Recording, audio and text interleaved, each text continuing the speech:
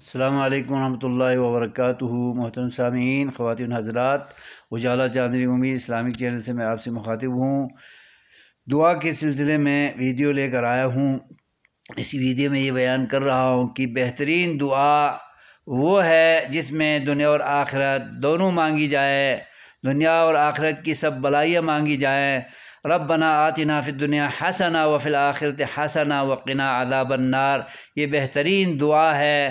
اس میں دنیا اور آخرت دونوں کی بلائیوں کا تذکرہ ہے، اور اس دعا کی بڑی فضیلت آئی ہے، اور حج عمرہ کرنے والے طواف کعبہ کرتے ہوئے رکن یمانی سے حجر اسود تک یہی دعا نبی پاک صلی اللہ علیہ وسلم نے ترجیح کی بنیاد پر پڑھنے کے لیے تاکید فرمائی ہے، اور اس دعا کا بڑا اثر ہے اور بڑی فضیلت ہے۔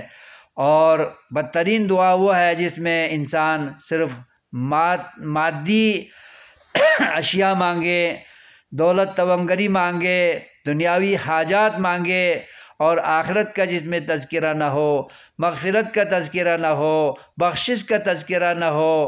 صرف دنیا ہی دنیا جو انسان مانگتا ہے وہ مانگنے والا برا ہے، اور جو مغفرت نہیں مانگتا، صرف دنیا کی دولت مانگتا ہے، غنا اور تونگری مانگتا ہے، دنیا میں آسودہ حالی مانگتا ہے، تو ایسی دعا کو بری دعا، اور ایسی دعا مانگنے والے کو بری دعا کرنے والا کہا گیا ہے۔ اس لیے ہمیں ربنا آتنا فی الدنیا حسنہ، اے اللہ ہمیں دنیا میں اچھائیاں، آسودہ حالیاں اور تونگری، مالداری، صحت، شفا اور اچھی زندگی، عبادت کی زندگی، اور اللہ تعالیٰ کی اطاعت اور رسول کی اطاعت والی زندگی، تقوی کی زندگی، پرہیزگاری کی زندگی ہمیں عطا فرما، جس میں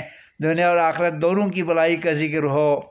دل کی گہرائیوں سے دنیا اور آخرت دونوں کی بلائی انسان مانگے تو بہترین دعا ہے، اور صرف دنیا ہی انسان مانگے، مجھے گاڑی دے، مجھے بنگلہ دے، اور مجھے محل دے، مجھے سیم و زر دے، سونے چاندی کے ذخائر دے، اور مجھے دنیا کی ساری دولت دے، اور جاگیر دے، سرمایہ دے، بینک بیلنس دے، ملازمت دے، اور نوکری دے، اچھا کاروبار دے۔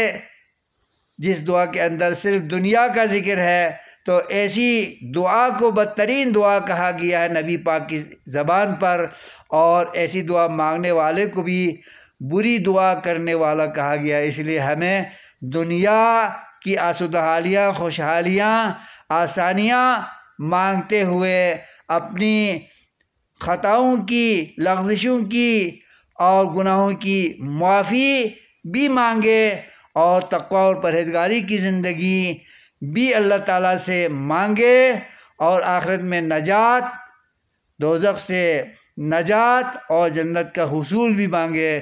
تو ایسی دعا کو بہترین دعا کہا گیا ہے، اور دعا کرنے والے کو بھی بہترین دعا کرنے والا کہا گیا ہے۔ اس لیے ہمیں بہترین دعا کے اسلوب کو اپنانے والوں میں شامل کرے، اور ایسی دعا مانگنے کی ہمیں ہمیشہ توفیق عطا فرمائے۔ آمین رب العالمین۔ والسلام علیکم ورحمۃ اللہ وبرکاتہ۔